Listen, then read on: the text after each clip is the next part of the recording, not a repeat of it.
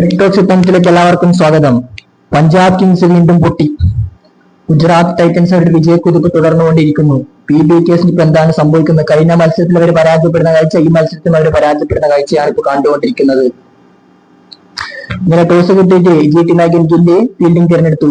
പഞ്ചാബിനെ ആദ്യമേ അവര് വിക്കറ്റ് വേട്ടയിൽ പിടിച്ചു നിർത്തും. അതായത് ഇന്നലെ ടോസ് കിട്ടിയിട്ട് GT നായകൻ ശുഭ്മൻ ഗില്ല് ബോളിംഗ് ആണ് തിരഞ്ഞെടുത്തത്. എന്നാൽ PBKസിന്റെ ബാറ്റേഴ്സിനെ ചീറ്റ് കൊട്ടാരം പോലെ തകർന്നടിക്കുന്ന കാഴ്ചയിൽ കണ്ടത്.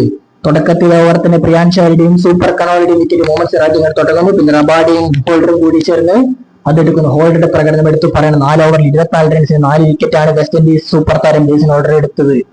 അവർക്ക് വേണ്ടിയിട്ട് യഥാർത്ഥത്തിൽ മികച്ച രീതിയിൽ പ്രകടനം ചെയ്ത സൂര്യൻ ഷെഡ്ജിയും മാർക്കസ് സ്റ്റോയിനസുമാണ്. അവരെന്തായാലും ചേർത്ത് നിൽപ്പോണ്ടാണ് 163 PBKസ് എത്തിയത്. ഇതിലേക്ക് അതുപോലും ഉണ്ടാവില്ലായിരുന്നു. ഇത് കൃത്യമായിട്ട് പറഞ്ഞാൽ പ്രേംസിംഗ് സിംഗ് 14 പന്തിൽ 15 റൺ എടുക്കുന്നത്. അയ്യറാവട്ടെ 21 പന്തിൽ 19. കൂപ്പർ കണോ ഗോൾഡൻ ടക്ക് ആകുമ്പോൾ പ്രിയാൻഷ് ഷാരി 2 റൺസ്. വധേർ 6 പന്തിൽ 0 റൺസ്. വധേരൊക്കെ എന്താണ് ചെയ്തതെന്നല്ലേ. സൂര്യൻ ഷെഡ്ജി മാത്രമാണ് ഒരു അല്പം ഇമ്പാക്ട് ഉണ്ടാക്കി. 29 പന്തിൽ 57 സൂര്യൻ ഷെഡ്ജി എടുത്തപ്പോൾ സ്റ്റോയിനസ് 31 പന്തിൽ 40 എടുത്തു.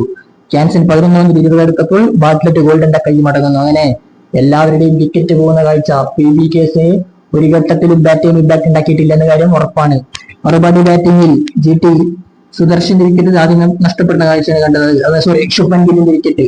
ഗില്ല് എടുത്ത് 4 പന്തിൽ 5 റൺസാണ് ഗില്ല് എടുക്കുന്നത്. രണ്ടാമത്തെ ഓവറിൽ 16 റൺസ് ആകുമ്പോഴത്തേക്ക് ഗില്ല് മടങ്ങി ഗില്ലിന്റെ വിക്കറ്റ് അർഷദീപ് എടുക്കുന്നു. കണോലി പിടിക്കുന്നു.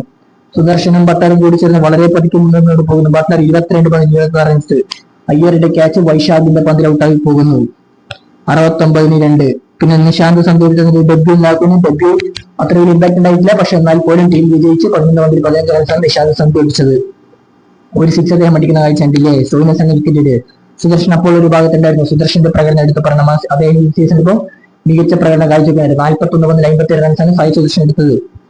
സുദർശന്റെ വിക്കറ്റ് യഥാർത്ഥത്തിൽ എടുക്കുന്നത് ആരാണെന്നറിയോ? സുദർശൻ എടുക്കുന്ന വൈശാഖിനെയാണ്. വൈശാഖ് മാത്രമേ അല്പം ഇമ്പാക്ട് ഉണ്ടാക്കിയത് PBKസിനുണ്ട്. മറ്റാരുമല്ല മികച്ച രീതിയിൽ അർഷദീപ് സിംഗിന്റെ പ്രകടനം എടുത്ത് പറയും. 24 റൺസ് കൊടുത്തിട്ട് അദ്ദേഹം 2 വിക്കറ്റ് സ്വന്തമാക്കുന്ന കാഴ്ചയും കണ്ടില്ലേ. അതായത് GT ഇപ്പോൾ മികച്ച രീതിയിൽ തന്നെ മുന്നോട്ട് കൊണ്ടുപോയിരിക്കുന്നുണ്ട്. നമുക്കൊന്ന് പെട്ടെന്ന് സ്കോർ കാർഡ് പറഞ്ഞു പോയാൽ ഇപ്പോൾ ജേസൺ ഹോൾഡർ, അതായത് സായി സുദർശൻ 57, ശുഭ്മൻ ഗിൽ 5, ബട്ട്ലർ 26, സിന്ധു 15, സുന്ദർ 40, തെവാട്ടി 2, ഹോൾഡർ 5, അർഷദ് 8. അങ്ങനെ സുന്ദറിന്റെ അവസാനത്തെ ഓവറിലേക്ക് ജയിക്കാൻ അവസാന ഘട്ടത്തിൽ PBKസ് തിരിച്ചു വരാൻ നോക്കിയതായി മറക്കുന്നില്ല. എന്നാൽ പോലും ലാസ്റ്റത്തെ ഓവറിലൊക്കെ സുന്ദറിന്റെ 6 അടിച്ചാണ് ഒരു പന്ത് ബാക്കി വയ്ക്കാണ് കളി വിജയിച്ചത്. ഞാൻ അവസാന ഘട്ടത്തിൽ നിന്ന് PBKസ് GT തെറപ്പിച്ച കാര്യം മറക്കുന്നില്ല. പക്ഷേ എന്നാൽ പോലും സുന്ദറൊക്കെ അവിടെ ഉണ്ടാകുമ്പോൾ വിജയിക്കാൻ അവർക്ക് പറ്റുമായിരുന്നു. കാരണം ഒരു ഓവറിൽ 5, 6, 7 വേണ്ടി വന്നിട്ടുണ്ടായിരുന്നുള്ളൂ. ബോളിംഗിൽ ചേർന്ന് ഹർഷദീപ് 4 ഓവർ 24-ന് 2 എടുത്തപ്പോൾ ബാറ്റ്ലറ്റ് ആവട്ടെ അല്പം എക്സ്പെൻസീവ് ആയി പോയി. 4 ഓവർ 38. മാർക്ക് ആൻസൺ 33 എടുത്ത് വിക്കറ്റ് എടുത്തപ്പോൾ വൈശാഖ് 31 2 വിക്കറ്റ്. ചാഹൽ 8 ഓവർ എടുത്തിട്ടുള്ളൂ. യശ്വേന്ദ്ര ചാഹിന് ഒരു ഓവർ മാത്രം കൊടുത്ത് 13 റൺസിന് 0. സ്റ്റോയിനസ് 2 പോയിന്റ്സിന് 26 റൺസ് പറ്റി.